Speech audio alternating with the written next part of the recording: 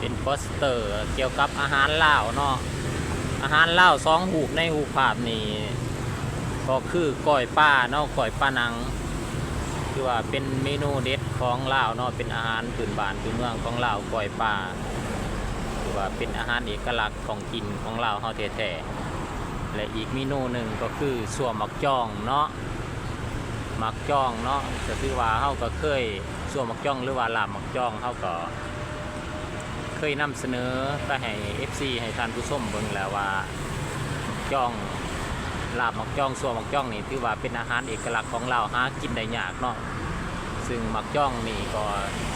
เกิดพบได้แต่อยู่ทางภาคใต้ของเราเนาะปีหนึ่งมีเท่านึงเท่านั้นแล้วก็ค่อนข้างมีราคาแพงเนาะคือว่าอาหาร2 เมนูนี่ก็ได้มาขึ้นโปสเตอร์เนาะก็คือก้อยปลาครึ่งก้อยปลาหนังแล้วก็สั่วหมักจ้องหรือว่าลาบหมักจ้อง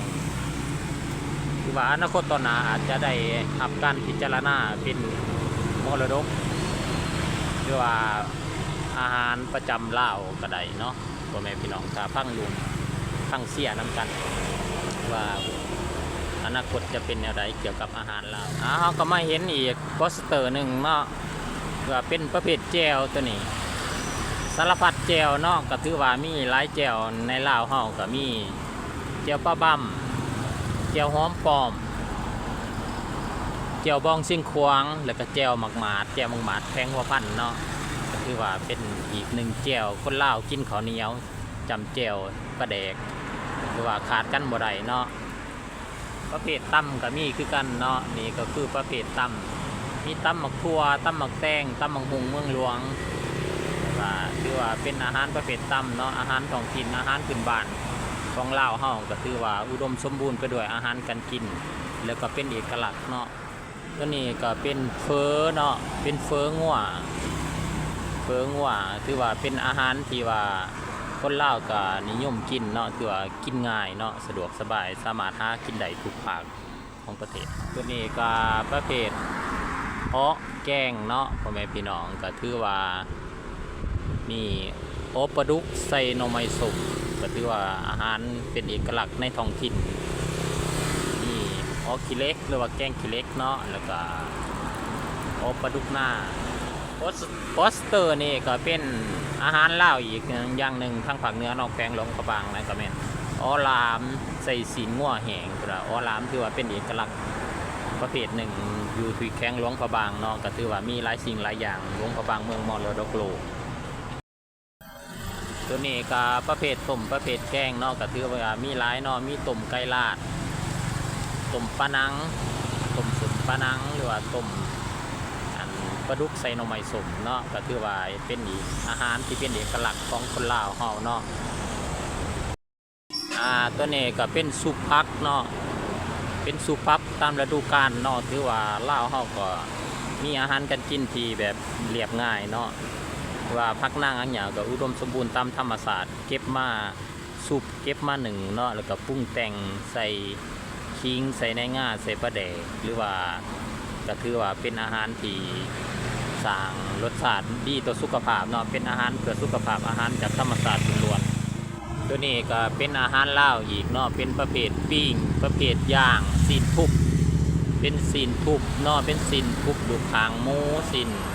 ทุบหมูปลาหรือว่าซีนทุบงัวเนาะก็เป็นกินกับแจ่วเหนียวข้าวเหนียวเนาะเขามาหอดอีกจุดหนึ่งเนาะก็ถือว่าจุดนี้ก็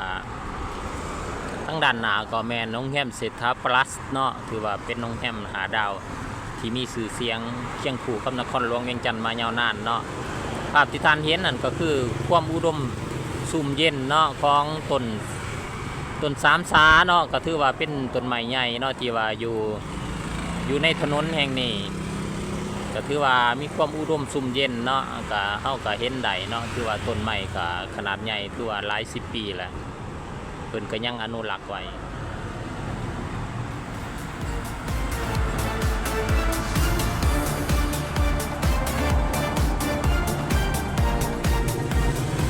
สิ่งที่ท่านเห็นทั้งทางนานก็แม่นเป็นนักเรียนตัดผมเนาะถือว่าเพิ่นก็ตัดฟรีเนาะหรือว่าแขกคนพ่อแม่ประชาชนกายไปกายมาก็สามารถตัดได้เนาะ เพื่อเป็นนักเรียนฝึกงานเนาะที่ว่าตัดผมฟรีเพิ่นว่า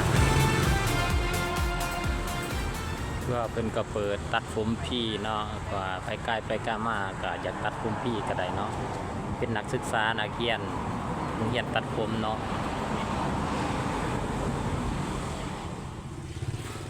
เฮาก็มาฮอดอีกจุดหนึ่งเนาะเฮาก็จะเป็นโครงการก่อสร้างโรงแรมเนาะที่ว่าทั้งด้านหน้าก็เป็นอีกหนึ่งโครงการก่อสร้างโรงแรมเนาะที่ว่าเป็นโรงแรมอีกแห่งหนึ่งที่ว่าจะมีความทันสมัยขึ้นมาในจุดนี้โซนนี้นี่ก็แม่นเป็น4แยกเนาะ4แยกวัชิระเพิ่นว่า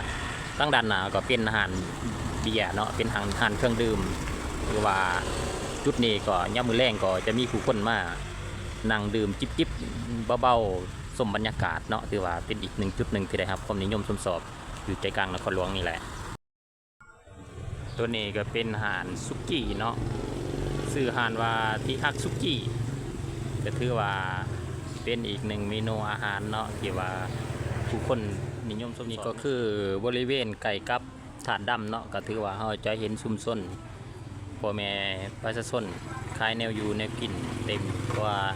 จุดนี้ก็ถือว่ามีผู้คนจำนวนหลงหลายอาศัยอยู่เนาะมีห้องลาห้องการห้องแฮมต่างๆก็ถือว่าอาหารเป็นกินแบบบ้านๆเท่านี้แหละมีปิ้งป้าปิ้งซีนมีไข่มีใส่กรอบเป็นบ่า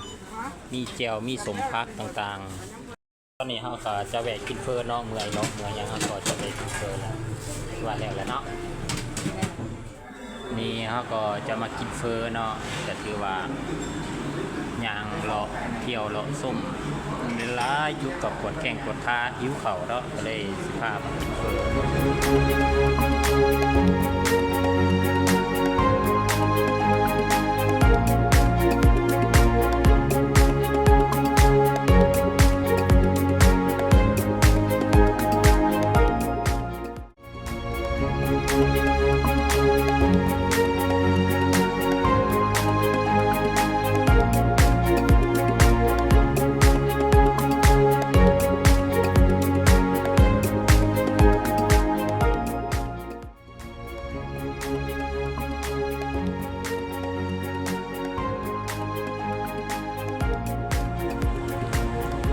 ท่านผู้ชมเขาก็เลาะมาถึงอีกจุดหนึ่งเนาะสิ่งที่ท่านเห็นอยู่ด้านหน้าก็แม่นพระธาตุดำเนาะถึงตอนนี้เขาก็เลาะมาถึงพระธาตุดำแล้วเนาะเขาจะเก็บเอาภาพแต่ละด้านแต่ละมุมของพระธาตุดำให้ทานได้หูได้เห็นได้ส้มนำกันเนาะพระธาตุดำก็ถือว่าเป็นพระธาตุเก่าแก่เนาะที่อยู่คู่กับเมืองเวียงจันทร์มาดนนานถือว่าเป็นพระธาตุหนึ่งที่ว่าผู้คนให้ความเคารพเนาะเพราะเชื่อว่าเป็นที่อยู่หรือว่าประดิษฐานของพญานาคเนาะหรือว่าสิ่งศักดิ์สิทธิ์ที่ปกปักรักษาเมืองเวียงจันทร์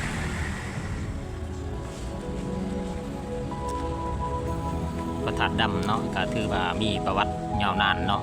ถือว่าเกิดมาก็ได้ยินแหละสมัยตะกี้เพิ่นเชื่อถือกันว่าพระธาตุดำนี้เป็นบ่อนอยู่ของพญานาคเนาะหรือว่าเป็นหูของพญานาคที่ว่า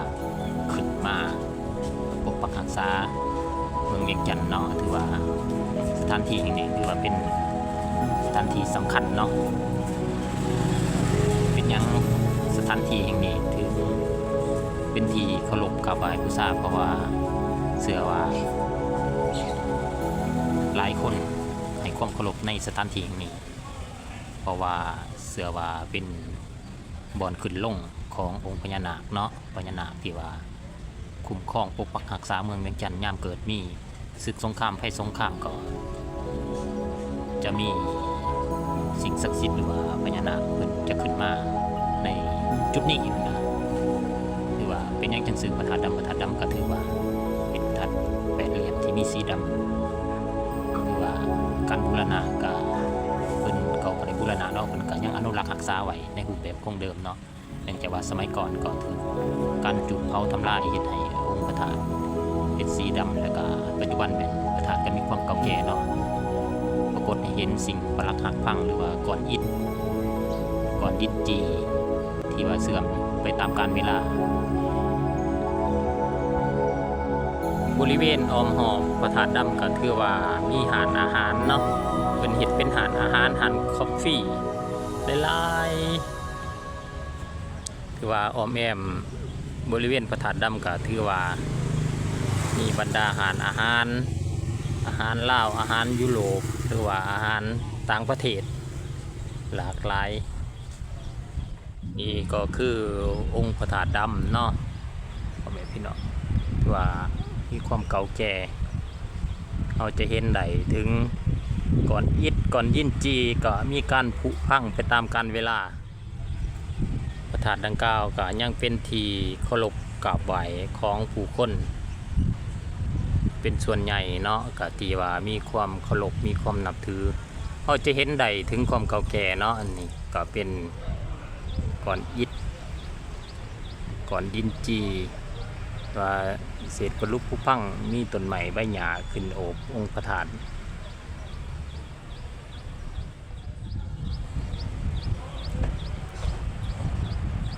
ถือว่าเพิ่นก็บ่ได้ทำการบูรณะเนาะก็ถือว่ารักษาเอกลักษณ์ดังเดิมขององค์พระธาตุไว้ให้เห็นถึงความเก่าแก่เนาะองค์พระธาตุดำถือว่าเป็นองค์พระธาตุเก่าแก่แปดเหลี่ยมเป็นองค์พระธาตุแปดเหลี่ยมเนาะเพิ่นเชื่อถือกันว่าสร้างความเอาผู้ขึ้นลงของพญานาคเนาะที่ว่าคอยปกปักรักษาเมืองเวียงจันทน์ไก่เคียงของสวนพระธาตุดำเนาะหรือว่าไก่เคียงกับองค์พระธาตุดำเขาก็จะเห็นเพื่อนเก่าสมัยฝรั่งเนาะซึ่งปัจจุบันเพิ่นก็เฮ็ดเป็นหาดกาแฟเนาะหาดกาแฟหาดน้ำซ่าที่ว่าเป็นคลาสสิกอย่างหนึ่งเนาะถือว่าเป็นการดีโนเมตเป็นว่าเฮ็ดเป็นหาดกาแฟก็ถือว่าได้รับความสนใจจากนักท่องเที่ยวแล้วก็ผู้คนที่ว่าเดินทางมาเที่ยวพระธาตุดำแล้วก็ไปนั่งกินกาแฟ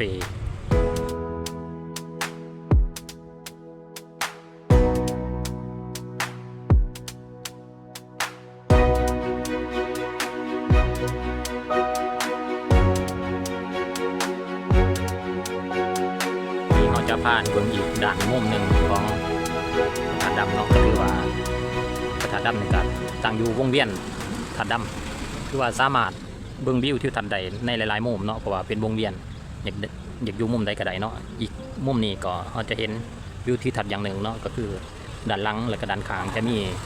บรรดาตึกอาคารสูงกำลังก่อสร้างตัวนี้ก็จะเป็นหาดกาแฟที่ว่าเป็นดีโนเมตเพื่อนสมัยก่อนเนาะเพื่อนสมัยทรงฝรั่งเห็นเป็นหาดกาแฟที่ว่าโรแมนติกหลายๆถึงว่าจะเป็นอาคารเก่าแก่หรือว่าเพื่อนเก่าเพิ่นก็ยังได้รับความสนใจจากผู้คนที่ว่าในมุมมองแปลกๆเนาะที่ว่ามานั่งกินกาแฟ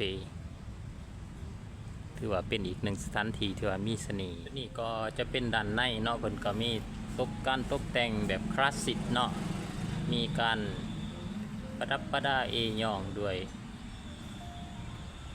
เครื่องเก่าของแกเนาะจะเป็นโทรทัศน์เป็นเครื่องดนตรีอย่างต่างๆ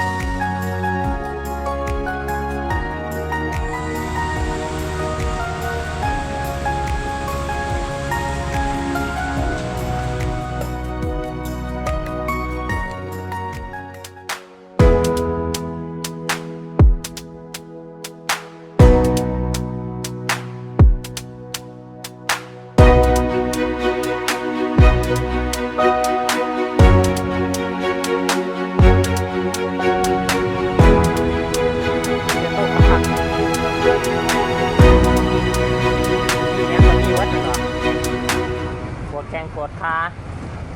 เจ็บหลังปวดเอวมีเบิดเนาะเป็นสมุนไพรเนาะพ่อแม่พี่น้องที่ว่าก็เป็นคล้ายสมุนไพรที่ว่าหายากเนาะเวลามาไข้หลอกไข้หลังดีเจ็บอกเจ็บเอวยินหัวปวดหากมันมีครบเป็นสมุนไพรในป่าในพื้นบ้านเนาะ